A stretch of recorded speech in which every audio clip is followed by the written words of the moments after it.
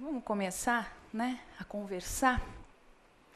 E o primeiro assunto que vem aí à baila é uma questão envolvendo a interceptação telefônica, né? Só a título de introdução, né, o assunto central vai girar em torno da necessidade ou não de degravação integral das conversas interceptadas, que vem sendo um problema prático no exercício da advocacia. Mas antes, até chegar nesse ponto e na decisão que se sedimentou na atualidade em relação a esse assunto, só para fazer referência, né, a interceptação telefônica tem regramento aí na Lei 9296 de 96, e elas podem se realizar não só gravações telefônicas, bem como informáticas e telemáticas, desde que preenchidos os pressupostos e requisitos previstos expressamente na lei. Dentre os pressupostos, né, a gente tem a necessidade de demonstração efetiva da necessidade da produção dessa interceptação, e a inviabilidade, impossibilidade de produção dessa prova por um outro meio que não seja a interceptação. Levando-se em conta que a interceptação vai violar um direito constitucional, tem que ser uma medida absolutamente excepcional, né? E partindo-se desse pressuposto, é claro que deve haver um regramento todo nesse sentido. Então, levando em conta que é uma medida excepcional, que demanda a autorização judicial expressa, né, mediante requerimento da autoridade policial ou do membro do Ministério Público, a gente observa na prática, muitas vezes, muito embora não haja vício, pelo menos aparentemente, quanto à determinação judicial na quebra do sigilo telefônico, o que a gente observa é que, quando da produção da prova, a realização dessas gravações, a lei determina, né, a lei das interceptações telefônicas, no artigo 6º, parágrafo 1º, que todas as conversações interceptadas devem ser degravadas e reduzidas a termo para que a gente tenha um contexto integral da conversa que foi gravada, né? Porque muitas vezes uma frase solta pode ser utilizada de uma forma absolutamente prejudicial ao réu. Então, essa necessidade de degravação tem previsão expressa na lei, é uma determinação legal que, na prática, não vinha sendo observada reiteradas vezes nessas operações realizadas no âmbito da investigação policial. Então, decisões reiteradas, e eu vou citar uma delas, né, a decisão que se proferiu na ação penal 508, originária lá do Amapá, em que o plenário da primeira turma, por maioria de votos, decidiu pela obrigatoriedade da degravação integral. Soa até um pouco estranho a gente, no âmbito prático, se deparar como profissional do direito, como advogado, né, no exercício aí do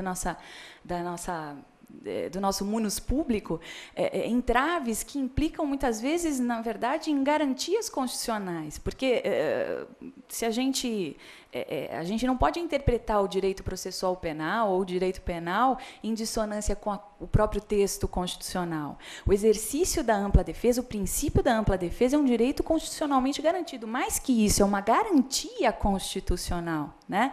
Então, para que se exerça plenamente a ampla defesa do cliente, a gente tem que ter em mãos todos os elementos que constituam um meio de prova e para, eventualmente, uma condenação no futuro.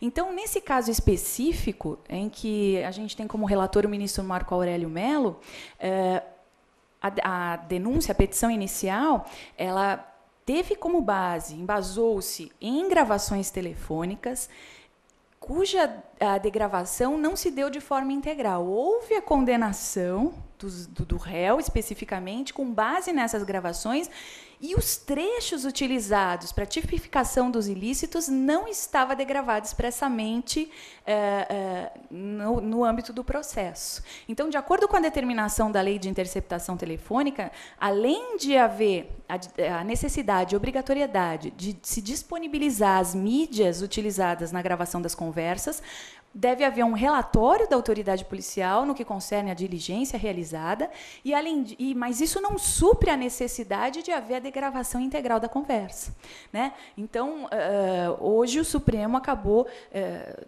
sedimentando esse entendimento nessa ação penal e a gente observa uma reiteração de decisões nesse sentido, né?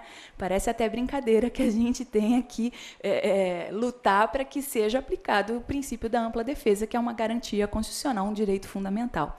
Mas, felizmente, nesse caso, nem todos os entendimentos que a gente vai estabelecer são aí o melhor possível. Mas, em relação a esse assunto, por maioria de votos, decidiu-se que sim, deve haver a degravação. E, na verdade, só dando aplicação efetiva à previsão legal expressa, né? Até se a gente trouxer assim para a nossa vida, para o nosso dia a dia, não necessariamente, mesmo sem abordarmos uma decisão judicial que traz, né, a retirada de direito fundamental do indivíduo, que é a liberdade, se a gente, né, por exemplo, numa notícia de jornal, coloca uma frase solta, o significado pode ser completamente outro, né? Então, muito mais num processo penal que pode culminar com uma condenação, essa necessidade é absolutamente necessária. E, curiosamente, eu não coloquei expressamente aí no slide, essa ação penal ela é do âmbito federal, da competência da Justiça Federal, o crime que foi apurado é da competência da Justiça Federal, e vocês sabem que a Justiça Federal já está toda tramitando por meio eletrônico. E isso não quer dizer que, por ser por meio eletrônico, vai suprir a necessidade da degravação da mesma forma. Então, não se retira nenhuma garantia por haver a disponibilização das mídias, como eu já falei para vocês, e também não supre essa necessidade da degravação o fato de o processo tramitar pelo meio eletrônico, que já é uma grande novidade aí que a gente vai ter e que nós vamos enfrentar muito em breve também na Justiça Estadual Criminal. Ainda não é assim, mas a gente caminha aí a passos largos para que isso venha a acontecer. Então, enfim, a primeira referência a uma decisão recente do Supremo é exatamente essa, que finalmente, né, determina que obrigatoriamente deve haver a degravação integral dos trechos da conversa. Às vezes, até antes de prosseguir para a próxima referência, às vezes, muito em jornal televisivo, né, é bastante comum que algo que é sigiloso, que na verdade a interceptação telefônica, ou deveria ser, aparece na TV, no jornal, às vezes, né, da noite, com maior audiência, e só trechos. E ainda grifado, né, em trechos que podem, talvez, trazer algum prejuízo para o réu. Então, finalmente, pelo menos no âmbito processual, apesar dessas, né, situações até teratológicas que a gente se depara no âmbito prático, a gente tem, pelo menos, essa necessidade no âmbito jurídico, né? Outra referência a uma decisão atual do Supremo, que também põe fim a uma controvérsia, né, que vem se estabelecendo, é a possibilidade, né, vou fazer referência agora a uma decisão que se deu no habeas corpus, oriundo de Santa Catarina, uma decisão da primeira turma, e nesse caso foi uma votação unânime, né, diferente da primeira. A primeira teve aí divergência em votos, então, apesar de envolver o princípio da ampla defesa, que a gente acabou de dizer, né, não houve votação unânime. Mas, nesse caso agora que a gente vai abordar, houve votação unânime, o entendimento pacífico é de que é possível, sim, a aplicação do princípio da insignificância em relação ao porte de drogas para consumo. Claro que levando-se em consideração alguns critérios.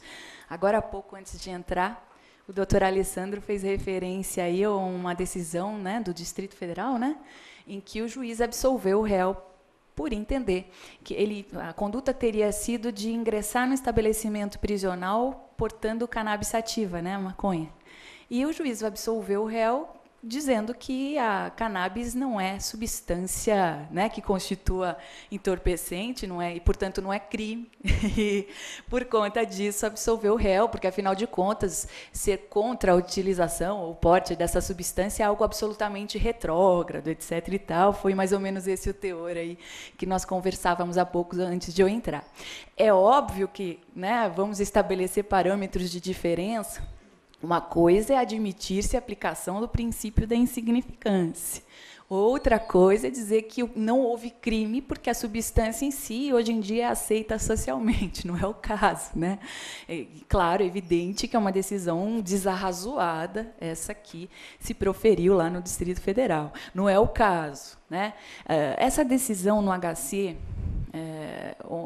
110.475, que eu vou, né, discutir com vocês, leve em conta não só a quantidade pequena de droga, porque a quantidade por si só, vocês sabem, ela não se presta sequer à tipificação legal para distinguir, né, o porte de drogas para consumo próprio do tráfico, porque muitos dos núcleos do tipo definidores da conduta de porte e da conduta de tráfico são comuns, né?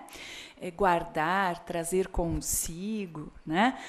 São só 2 exemplos de núcleos do tipo que são tanto caracterizadores do porte de drogas para consumo próprio, quanto caracterizadores do crime de tráfico.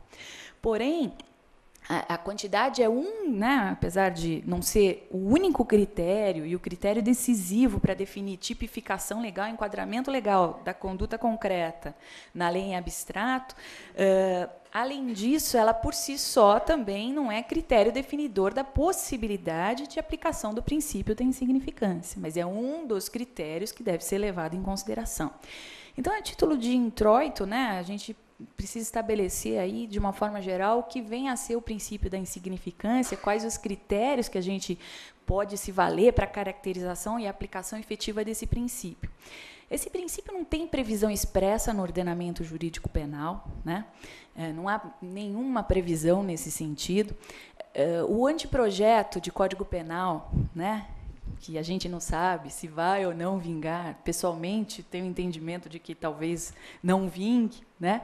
Mas independente de vingar ou não, tem uma previsão expressa em relação à adoção do princípio da insignificância, que, na verdade, foi uma tentativa de tentar pôr fim a essa controvérsia. Mas, independente de haver previsão expressa ou não, isso não inibe a aplicação desse princípio, porque ele está de acordo com princípios basilares do direito penal relacionados ao princípio da insignificância, relacionados ao princípio da ofensividade, relacionados ao preceito, ao entendimento atual do direito penal, que é o mínimo de determinação. O direito penal contemporâneo depende, na verdade, do que a gente chama de ultima ratio, né? Um direito penal mínimo, em que a ingerência do Estado na proteção de bens jurídicos não pode abarcar a proteção de todos os bens jurídicos, só os mais importantes. E mesmo dentre os mais importantes, a gente tem que levar em conta a ofensividade da conduta. Será que a conduta perpetrada pelo agente trouxe ofensividade suficiente ao bem jurídico tutelado? Será que a conduta do agente causou periculosidade social suficiente para demandar a aplicação efetiva do direito penal? São todos questionamentos que são utilizados como critério para possibilitar a aplicação do princípio da insignificância. A gente, na verdade, principalmente, né, no âmbito prático, costuma postular a aplicação desse princípio muito mais em relação a crimes de cunho patrimonial do que em relação a outras condutas. O que não quer dizer que a aplicação desse princípio se dê exclusivamente em relação a crimes contra o patrimônio. É que é mais fácil verificar a aplicação desse princípio em relação a alguns crimes contra o patrimônio cuja violação se volte exclusivamente a uma questão econômica, patrimonial. A gente consegue avaliar a questão de somenos importância muito mais fácil nesse tipo de situação. Mas em relação ao porte de drogas para consumo, na verdade, o objetivo do legislador ao punir essa conduta não é coibir e impedir o consumo efetivo da substância, né, ao contrário do que se pensa. Tanto é assim que a gente não tem como núcleo do tipo o verbo utilizar, usar, consumir a substância. O que se pune é o fato de o indivíduo portar a droga com a finalidade de consumi-la. Na verdade, o que se coíbe aí, o que se protege é a saúde pública. A partir do momento que o indivíduo porta drogas com a finalidade de consumir, isso potencialmente pode trazer a possibilidade de difusão da droga na sociedade, ofendendo aí sim o bem jurídico tutelado, que é a saúde pública. Então, o intuito do legislador não é a proteção da saúde individual das pessoas, e sim, né, a saúde da coletividade, impedir a difusão indevida da substância entorpecente. Então, é só no caso concreto que a gente consegue averiguar a ofensividade da conduta e se é mesmo um crime de bagatela, né? E havia aí muita controvérsia quanto à possibilidade de aplicação do princípio da insignificância em relação ao porte de drogas para consumo. A decisão em votação unânime na primeira turma desse HC, que teve como relator o ministro Dias Toffoli, foi no sentido de que é possível sim a aplicação do princípio da insignificância, claro que pautada em alguns critérios de aplicação que eu coloquei aí no slide para vocês. O primeiro critério seria a mínima ofensividade da conduta do agente, que vai completamente ao encontro do princípio da ofensividade que permeia todo o direito penal. Não pode haver conduta que não traga ofensividade efetiva a um bem jurídico tutelado. Um segundo critério seria nenhuma periculosidade social da ação. A depender do caso concreto, o porte de drogas para consumo não traz potencialidade de um terceiro tomar contato com a droga, né, que é o objetivo do legislador. Então, em situações como tais, esse critério também estaria preenchido no caso concreto. Um terceiro critério seria um grau reduzido, né, de reprovabilidade desse comportamento. Não que a conduta seja permitida, como aconteceu naquela decisão que nós fizemos referência no início. Não é que portar droga, seja qual substância que constitua a droga for, o fato é, está na lista, né, das substâncias consideradas droga, há que se considerar crime. Porém, por conta, né, do reduzido grau de reprovabilidade naquele caso concreto, e aí leva-se em conta também a quantidade da substância, não exclusivamente a quantidade, como afirmamos no início, também é mais um critério delimitador dessa possibilidade. E, por último, a gente acabou já até antecipando um pouquinho essa questão, a necessidade da inexpressividade da lesão, no caso concreto, né? Então, se o indivíduo, por exemplo, dentro de um local privado, consome, como é o caso aqui desse HC, porta drogas para o seu consumo próprio e não está diante de outras pessoas, em tese, né, estariam preenchidos esses critérios possibilitando a aplicação do princípio da insignificância. Então, o desvalor dessa conduta não é suficiente para que a gente tenha a atuação do direito penal nesse caso concreto. E aí eu extraí um trecho da decisão, eu peço licença a vocês para ler esse trecho, que ele demonstra exatamente o que a gente vem estabelecendo aqui. O direito penal não se deve ocupar de condutas que produzam resultado cujo desvalor, por não importarem lesão significativa a bens jurídicos relevantes, não represente por isso mesmo prejuízo importante, seja o titular do bem jurídico tutelado, seja a integridade da própria ordem social. Então, a gente tem que levar em conta não só um critério, mas esse conjunto de critérios associados para que a gente possa efetivamente considerar a aplicação concreta desse princípio. Considerando-se a aplicação do princípio da insignificância, tecnicamente, sob o âmbito penal, a gente diz que a conduta se torna atípica. Então, nesse caso concreto desse HC, o objetivo dele era trancar a ação penal por conta de a conduta ser atípica. Portanto, faltou justa causa, né, para promover essa ação penal. E foi concedido aí por unanimidade. Só para tecer aí minúcias em relação à questão técnica propriamente dita, para a gente poder considerar o princípio da insignificância dentro da teoria geral do crime, quando a gente delimita o conceito de crime, né, e vocês estão cansados de ouvir falar disso, né, crime é um fato típico, antijurídico e culpável, se a gente levar em conta a teoria finalista tripartida, dentro de fato típico, um dos elementos é exatamente a tipicidade. E o que vem a ser tipicidade? O enquadramento do caso concreto na lei em abstrato. Mas para que a gente possa considerar, né, a possibilidade de aplicação do princípio da insignificância, a gente tem que interpretar a tipicidade sob um ponto de vista material e não apenas sob um ponto de vista formal. Qual seria a diferença entre tipicidade material e tipicidade formal? A tipicidade formal seria decorrente única e exclusivamente do encaixe perfeito, da subsunção perfeita do caso concreto na lei em abstrato. Então, nesse exemplo que eu descrevi, que está relacionado com esse julgado, a conduta, de fato, se enquadra perfeitamente na descrição legal. Porém, se a gente leva em conta a tipicidade material, ao aplicar aqueles critérios que a gente acabou de ver, eu posso chegar à conclusão que a conduta é de somenos, né? E que realmente se trata de um crime de bagatela, né? E a conduta se torna atípica. E a gente teria aí, na verdade, né, o desafogamento, muitas vezes, do sistema penal, que, na verdade, muitas vezes, não só em relação a esse tipo penal, a gente tem, muitas vezes, decisões até esdrúxulas. Vocês devem ter ouvido falar por mais de uma vez, até em relação aos crimes contra o patrimônio. Indivíduo que foi preso por conta de furtar um shampoo ou situações similares. São todas condutas que, se analisadas à luz desses critérios, e se a gente levasse em conta que a tipicidade deve ser levada sob o ponto de vista material e não meramente formal, a gente teria aí, na maior parte dos casos, ações penais sem justa causa, né, no âmbito concreto. Então, essa decisão acaba sendo bem interessante para a gente usar como jurisprudência, né, na nossa vivência profissional e também como estudantes, né, no âmbito da nossa vida acadêmica. Outra matéria que causa aí inquietude. Até outro dia, vamos dizer assim, havia um entendimento diferente do que vem se sedimentando atualmente. Para delimitar o assunto, né?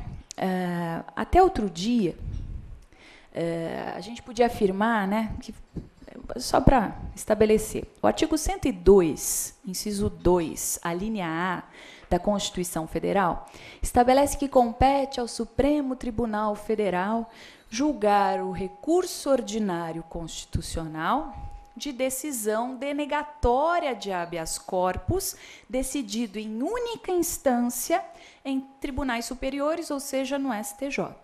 Então, nesse tipo de situação, há a previsão expressa do recurso ordinário constitucional. É assim que a gente faz na prática, no exercício da advocacia? Até pouco tempo atrás, não. Porque o recurso ordinário constitucional, ele tem uma peculiaridade, ele não tem efeito suspensivo, né? E por não ter efeito suspensivo, muitas vezes o advogado que atua, que milita na área, preferia impetrar ordem de habeas corpus, nova ordem de habeas corpus no Supremo Tribunal Federal, substitutivo do recurso ordinário constitucional. O entendimento que prevalecia há muito pouco tempo atrás é de que isso era possível, tendo em vista que o habeas corpus é muito mais célere o seu julgamento do que o recurso ordinário constitucional. E, se pegarem livros de doutrina, muitos ainda citam esse entendimento como sendo o prevalente. Recentemente, tanto no Supremo Tribunal Federal, e aí pincei esse julgado para trazer como exemplo concreto a vocês, quanto em outros julgados, vem estabelecendo o entendimento de que é inadmissível impetrar habeas corpus substitutivo de recurso ordinário constitucional. E o fundamento é exatamente de que, se o próprio texto constitucional estabeleceu expressamente um recurso cabível em relação àquela decisão determinada, não é possível violar a determinação constitucional. A parte deve, sim, se valer do recurso específico previsto para aquele caso concreto. Então, foge aí um pouco ao que a gente vem fazendo, né, até muito pouco tempo atrás. E aí eu também extraí um trecho, e eu queria pedir licença mais uma vez para ler esse trecho, que vem ao encontro exatamente do que a gente vem estabelecendo até agora. Diz lá, habeas corpus, julgamento por tribunal superior e impugnação. A teor do disposto no artigo 102, inciso 2, a linha A da Constituição Federal, contra a decisão proferida em processo revelador de habeas corpus, a implicar a não concessão da ordem, cabível é o recurso ordinário. Evolução quanto à admissibilidade do substitutivo de habeas corpus. Então, o que a gente fazia na prática, né, para dar uma maior celeridade à solução do caso concreto, vem sendo reiteradamente, né, essa é uma só das decisões, impugnada a ordem de habeas corpus substitutivo. Então, antes até, né, de prosseguir, essa decisão acabou culminando num efeito em cascata. E o recurso ordinário constitucional também é um recurso possível, né, possível de ser julgado pelo Superior Tribunal de Justiça.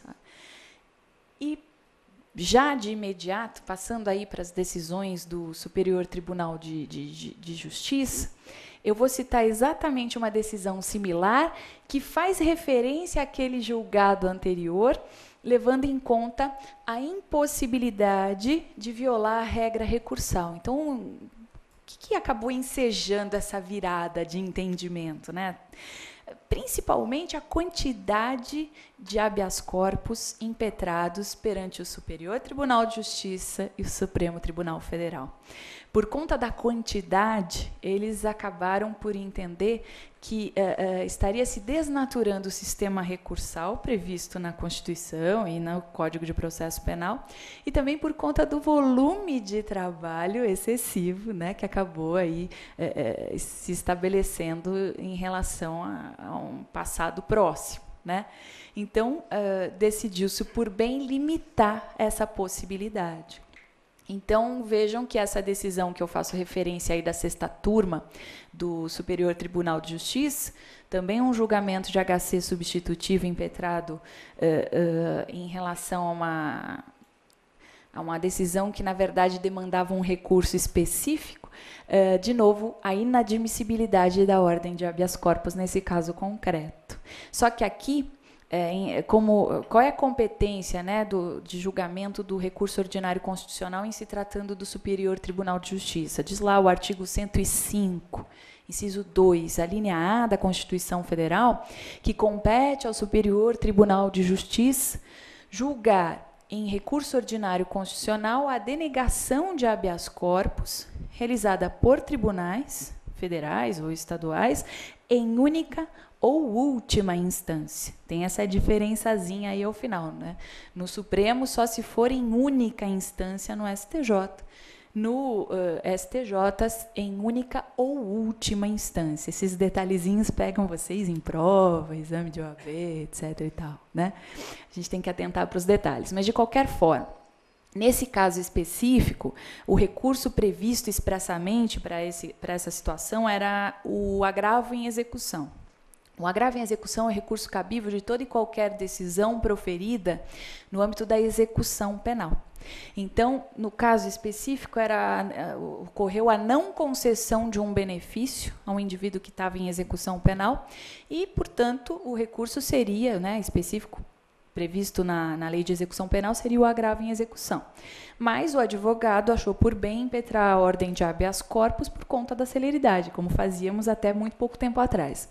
Foi inadmitido esse habeas corpus por conta aí exatamente do precedente do Supremo e os ministros do STJ fazem referência expressa ao julgado do Supremo, e repetindo praticamente o que eu acabei de dizer, né, no trecho que eu extraí agora há pouquinho. De novo, se vocês quiserem acompanhar comigo, esse trechinho diz assim: não é cabível a impetração de habeas corpus em substituição à utilização de agravo em execução, na hipótese em que não há ilegalidade manifesta relativa à matéria de direito cuja constatação seja evidente e independa de qualquer análise probatória. Nesse sentido, o STF, sensível a essa problemática, já tem pronunciado também a inadequação de impetrações manejadas em substituição ao recurso próprio. Só que, se vocês puderem perceber, num primeiro momento, houve, né, decisões bastante duras, no sentido de que não se admite, ponto. E aqui, nesse trechinho do STJ, a gente percebe uma certa flexibilização em relação a esse entendimento. Então, como é que ficou, né? Como é que a gente pode dizer que é o entendimento atual? Regra geral, não se admite habeas corpus substitutivo de recurso algum, nem no Supremo, nem no STJ. Porém, se no caso concreto os julgadores avaliarem que existe ilegalidade flagrante, é possível a concessão de habeas corpus de ofício pelo tribunal correspondente. Então, se percebe que houve um endurecimento inicial, mas uma flexibilização na sequência. Mas deve-se demonstrar, né, que houve ilegalidade flagrante, nesse caso específico. Então, a gente tem aí, né, vamos dizer, uma nuance diferente já um pouquinho no Superior Tribunal de Justiça. Mas são decisões que se coadunam, que têm coerência entre si, né? Depois, mais um assunto que, em âmbito processual penal, causa uma certa inquietude, né, de uma forma geral. A questão que envolve a denúncia e o que a gente chama de denúncia genérica, né? A denúncia, coloquei denúncia, mas podia ser... É que, normalmente, quem faz denúncia genérica é o Ministério Público, né? Quando o advogado realiza a exordial acusatória, faz aí com, né, um detalhamento, né, um pouco melhor. Brincadeiras à parte, na verdade, o tema envolve tanto a denúncia quanto a queixa, né? A referência é ao que a gente chama de petição inicial genérica. De novo, um introito para situá-los em relação ao assunto controverso. O Código de Processo Penal, no artigo 41, estabelece os requisitos para a realização do que a gente chama petição inicial do processo penal, que seria a denúncia ou a queixa. Dentre esses requisitos, eu reputo talvez o principal deles, seja a necessidade, a obrigatoriedade de se delimitar o fato que constitui o ilícito penal. Essa delimitação do fato, ela tem que se dar de forma integral, né?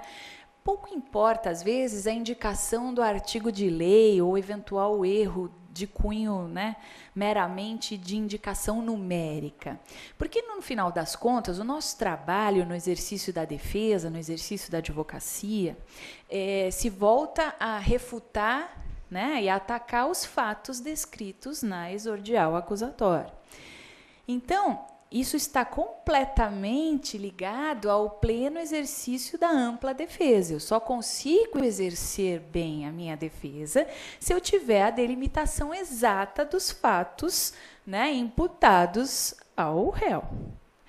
E, principalmente, em relação aos crimes de autoria coletiva, os crimes em que a gente tem a possibilidade de concurso de pessoas, muitas vezes, pela dificuldade prática na investigação, ou ainda na dificuldade, né, de um Ministério Público individualizar exatamente a conduta de cada um dos envolvidos, principalmente em relação a situações, por exemplo, que envolvam crimes praticados por pessoa jurídica e os representantes dessa pessoa jurídica, por conta dessa dificuldade prática, a jurisprudência, até algum tempo atrás, divergia quanto à necessidade ou não da individualização exata da conduta de cada um dos envolvidos na conduta ilícita. E aí se determinava o que a gente chama de denúncia genérica, né? Ou seja, havia individualização do fato criminoso sem identificar exatamente qual fato foi praticado por qual pessoa, né? Ou qual fato se relaciona à pessoa física, qual fato se relaciona à pessoa jurídica, né?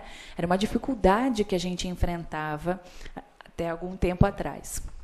Essa decisão do Superior Tribunal de Justiça, nesse habeas corpus, cujo relator foi o ministro Sebastião Reis Júnior, determinou que é obrigatória a descrição do fato em relação a cada corréu, em relação a cada indivíduo envolvido na empreitada criminosa. Então, dentro desse cenário, o entendimento dessa vez, né, o entendimento que nos favorece no âmbito do exercício da advocacia, acaba por estar completamente de acordo com as garantias constitucionais. De uma forma geral, eu posso até dizer a vocês que não tem infringência, uma denúncia genérica, no caso concreto, não traria infringência apenas ao princípio da ampla defesa. Na verdade, a gente teria a violação efetiva de outras garantias constitucionais e mais até do que isso. Existe um entendimento no âmbito do processo penal, que, na verdade, advém do próprio texto constitucional, o processo penal tem que levar em conta um dos fundamentos da República, que é o princípio da dignidade da pessoa humana. O princípio da dignidade da pessoa humana é fundamento da República Federativa do Brasil, previsto lá no artigo 3º da Constituição Federal. E o fato de um indivíduo estar sendo investigado ou processado, né, em termos coloquiais, judicialmente, traz sim uma violação à sua dignidade, né, humana. É um constrangimento que causa transtorno, que causa situações vexatórias e que traz essa violação, essa afronta ao fundamento da República. Então, na verdade, todos os princípios, todas as garantias constitucionais advém do próprio princípio da dignidade da pessoa humana. Ele talvez seja o corolário de todos os outros princípios. Então, primeira violação é o fundamento da República. Segunda violação, sem dúvida nenhuma, ampla defesa. Mas antes mesmo da gente falar em violação da ampla defesa, também não se observa o devido processo legal. Porque para haver devido processo legal, eu tenho que me valer dos meios possíveis e permitidos em relação ao âmbito da relação processual. Então, primeiro, né, violação da dignidade da pessoa humana, violação do devido processo legal, violação da ampla defesa, né? Então, a gente tem vários vícios decorrentes no âmbito processual de violações de garantias constitucionais, a partir do momento que a gente admite denúncia genérica. Mas os reflexos de uma denúncia genérica não vão só se estender para o âmbito processual, também se estendem para o âmbito material, para o âmbito do direito penal.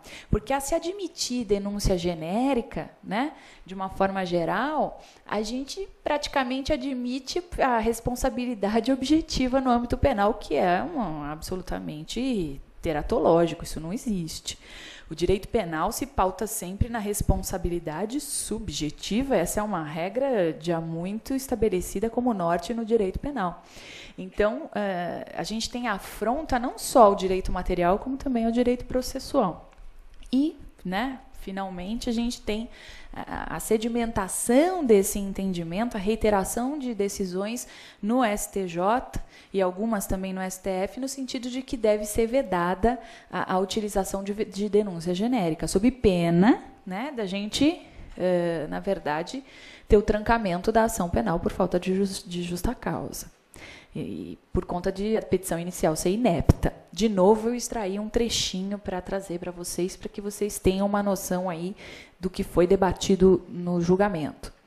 O STJ tem decidido ser inepta a denúncia que, mesmo em crimes societários e de autoria coletiva, atribui responsabilidade penal à pessoa física, levando em consideração apenas a qualidade dela dentro da empresa, deixando de demonstrar o vínculo do acusado com a conduta delituosa, por configurar, além de ofensa à ampla defesa, ao contraditório, ao devido processo legal, responsabilidade penal objetiva, repudiada pelo ordenamento jurídico pátrio. Então, sem dúvida nenhuma, né, eu acabei estabelecendo com vocês a violação de todos esses preceitos constitucionais e processuais, e o próprio julgado traz essa previsão de forma expressa.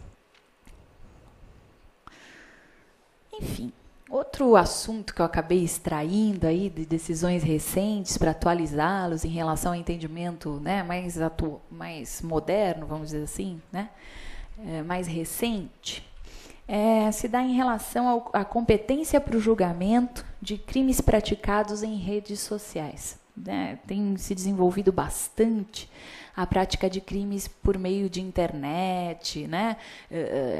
Redes sociais. O pessoal acha que é terra de ninguém, né? Na verdade. Ao externar um pensamento, é livre a manifestação do pensamento, porém, né, arca-se com as consequências a depender do caso concreto. A prática de um crime contra a honra, o racismo, por exemplo, né? E situações outras. Nesse caso específico, a conduta envolvia a questão do racismo, né?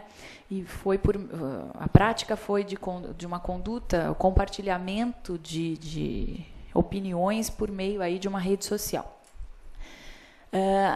Nesse caso específico, como a internet é um meio que se difunde muito rapidamente, né? Caiu na rede, dificilmente você tem controle dessa informação, se espalha assim como um rastilho de pólvora. Em geral, a gente vai ter reflexo dessa conduta em comarcas diferentes, né? Então, regra geral, o entendimento que predomina é de que a competência para julgar esse tipo de crime se estabelece no lugar em que se originou, né, em que partiu pela primeira vez a conduta que traz aí o racismo. Então, em tese, por exemplo, eu escrevo numa rede social uma opinião que tenha cunho racista. E remeto isso para um colega meu, sei lá, que mora em Santos.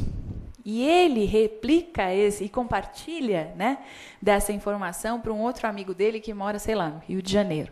Em tese, cada conduta dessas, a minha, do meu amigo de Santos, do amigo dele do Rio, constituem crimes autônomos, que a rigor não se interrelacionam.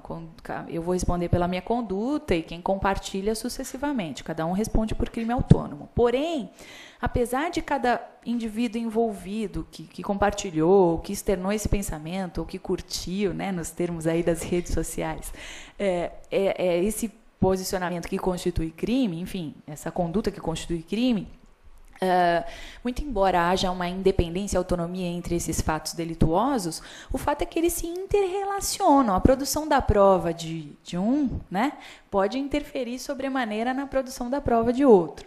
Então, se estabeleceu na prática uma dificuldade em se fixar competência nesse tipo de situação. Tendo em vista a possibilidade de haver processos diversos em cada comarca em que o crime se perpetrou. Então, hoje em dia, a gente pode afirmar que a fixação da competência vai se dar por prevenção. E aí vai haver a conexão no julgamento por conta de uma conexão instrumental, ou seja, a prova de um pode ajudar no deslinde do outro. E é esse o objeto, né, desse julgado ao qual eu fiz referência também, um julgado do STJ. De novo, se vocês observarem, eu extraí um trechinho, né, para demonstrar exatamente qual foi o fundamento que embasou essa decisão no STJ. Diz lá: em situações como essa, embora cada mensagem constitua crime único, existe conexão probatória entre os processos instaurados para a apuração das condutas. A circunstância na qual os crimes teriam sido praticados, troca de mensagens em comunidade virtual, estabelece uma relação de confiança, ainda que precária, entre os usuários, cujo viés pode facilitar a identificação da autoria. Então, o fato, né, não necessariamente a gente consegue identificar de plano todo mundo que compartilhou, etc. e tal. Então, até por conta disso, o ideal é que haja julgamento por conexão de todos os fatos que envolvam aí, de todas as condutas que envolvam aí a prática desse fato. Enfim, ainda vou... Aí, na verdade, é uma mera repetição, e tem mais um trechinho que eu extraí, se vocês quiserem dar uma olhadinha, mas enfim. Vou ler rapidamente, só para não passar em branco. É a continuação da decisão em relação aí à competência para julgamento nos crimes em redes sociais. Com efeito, ao ingressar em uma comunidade virtual, o usuário tem a expectativa de que os demais membros compartilhem da sua opinião. Assim, embora a competência para processar e julgar o crime de racismo praticado por meio de internet se estabeleça de acordo com o local de onde partiram as manifestações, né, a primeira manifestação, tidas por ofensivas, o modus operandi consistente na troca de mensagem em comunidade virtual deve ser considerado como apto a caracterizar a conexão probatória, né? E aí, vindo ao encontro de tudo que a gente estabeleceu até agora. Enfim, é um entendimento que vem se estabelecendo em vários julgados do STJ, né? E é o que vem se estabelecendo de uma forma bastante reiterada ultimamente. Outra questão que traz inquietação e controvérsia na aplicação prática envolve a aplicação da causa especial de diminuição de pena prevista no parágrafo 4º do artigo 33. O artigo 33 da Lei 11.343 de 2006 traz a previsão, a tipificação do crime de tráfico de drogas.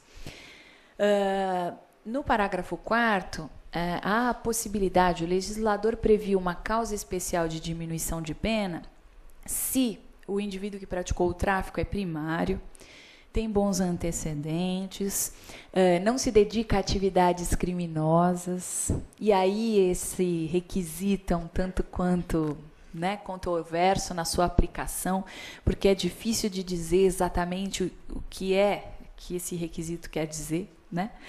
Como assim um indivíduo que não se dedica a atividades criminosas? Se ele é primário e tem bons antecedentes, ele não se dedica a atividades criminosas. A rigor é isso. Né? Então, não seria um requisito a mais, seria uma repetição do primeiro requisito. Mas aí, alguns doutrinadores que têm aí uma veia mais de acusação, dizem que a lei não tem palavras desnecessárias, toda previsão legal tem seu fundamento. E a interpretação que se dá muitas vezes na prática não se coaduna aí com respeito às garantias constitucionais. Vige o princípio da presunção de inocência.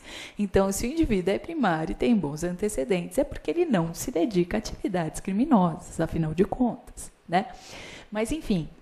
E um último requisito seria não fazer parte de nenhuma associação criminosa. O que, em tese, também é decorrência do primeiro requisito. Né? Então, às vezes, é até curiosa a forma com que o legislador prevê alguns dispositivos legais. Mas, de qualquer forma, como é que vinha sendo aplicado na prática? Muitas vezes, não raro, o juiz impossibilita a aplicação dessa causa especial de diminuição de pena por conta, às vezes, da previsão do próprio núcleo do tipo. Vocês sabem que o tráfico tem a previsão com 18 núcleos do tipo. Né? Não vou falar todos, não vou cansá-los com isso, mas dentre eles, sei lá, importar, exportar, trazer consigo, guardar e assim sucessivamente. A depender do núcleo do tipo, por exemplo, fabricar, alguns juízes, por conta disso, por conta da mera previsão do núcleo do tipo e de o agente, no caso concreto, ter incorrido exatamente nesse núcleo, alguns juízes denegam a aplicação da causa especial de diminuição de pena sob a afirmação de que se o cara fabrica droga, é porque ele se dedica reiteradamente a atividades criminosas. Veja, eu não posso afirmar algo pura e simplesmente com base na previsão em abstrato do tipo penal. Então, a gente esbarrava muitas vezes na prática com decisões que não condiziam exatamente à necessidade do caso concreto. E não é o objeto do julgado que eu fiz referência aqui, mas no parágrafo 4º, havia também uma previsão expressa no sentido de que era vedada a aplicação de pena restritiva de direitos, nesse caso específico, mesmo se aplicando a minorante do parágrafo 4º. Né? Esse trechinho foi considerado inconstitucional e foi suspensa a sua aplicação por um ato do Senado Federal. Então, de alguma forma, o legislador tentou dar uma interpretação extremamente dura, mas, por outro lado, foi considerado inconstitucional. Não é esse o objeto desse habeas corpus. Na verdade, o objeto desse habeas corpus está relacionado mesmo à inviabilidade, à não aplicação do benefício ao indivíduo pura e simplesmente por fundamento que não seja relacionado ao caso concreto. O juiz só pode, em tese, não aplicar o parágrafo 4º ao indivíduo que praticou o crime de tráfico, se, no caso concreto, ele tiver elemento suficiente para denegar a aplicação desse benefício. Pura e simplesmente dizer que, ao incorrer em determinado núcleo do tipo, isso já demonstra por si só o fato de ele exercer continuamente atividade criminosa, não é fundamento suficiente para denegar a aplicação desse benefício. Então, o entendimento que predomina hoje no STJ é exatamente no sentido de que o juiz deve fundamentar a sua decisão com base em elementos do caso concreto e não, né, no preceito legal, nos núcleos do tipo penal. Tanto é assim, e nem o legislador teve esse intuito de vedar a aplicação do benefício em relação a alguns núcleos do tipo, porque o parágrafo 4º é expresso e diz simplesmente: aplica-se, né, a redução de pena ao crime de tráfico previsto no caput, parágrafo 1º, não havendo restrição quanto a este ou aquele núcleo do tipo. Então, não poderia o magistrado fazê-lo no caso concreto. Ele estaria, na verdade, legislando ao invés de aplicar a lei. Enfim, graças a Deus, né, o entendimento que predomina hoje é de que deve se aplicar o benefício, não havendo o óbice concreto nos casos sob julgamento. E aí eu extraí mais um trechinho, né, para demonstrar a vocês exatamente o fundamento e as razões dos ministros ao sedimentar esse entendimento. O magistrado não pode deixar de aplicar a minorante prevista no parágrafo 4º do artigo 33 da Lei 11.343 de 2006, se utilizando exclusivamente dos elementos descritos no núcleo do referido tipo penal para concluir que o réu se dedicava à atividade criminosa. Até porque eu não posso afirmar que alguém se dedica à atividade criminosa se esse alguém não sofreu condenação anterior, e condenação definitiva anterior, né? Mais até do que uma mera condenação, mas uma condenação definitiva.